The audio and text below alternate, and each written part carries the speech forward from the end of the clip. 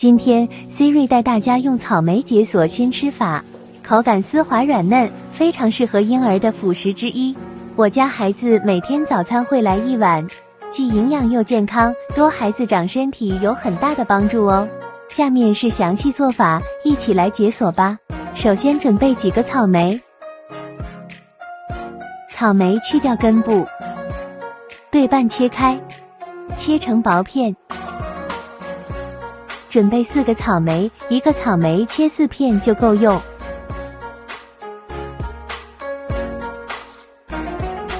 然后把草莓片装盘里备用。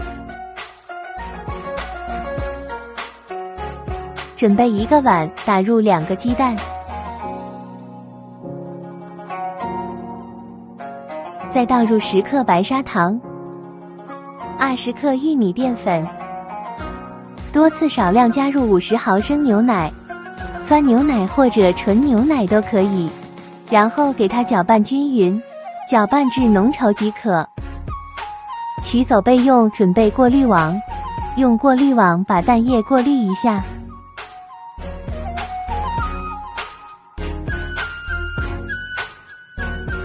然后取出草莓片，摆放在碗中，并且整理好备用。准备烤箱，烤盘进烤箱，烤箱120度30分钟，时间到了之后直接取出即可。香喷喷的草莓蛋糕儿就做好了，这样做出来的蛋糕不需要发面，吃着简单方便。这样的蛋糕你学会了吗？不仅味道超香，奶香味超浓，而且营养丰富，孩子们都喜欢吃。今天的美食教程到现在就结束了，你们都知道哪种蛋糕的简单做法？评论在下方哦。每天更新美食教程，不要忘了关注我哦。欢迎大家评论、转发、收藏、点赞哦。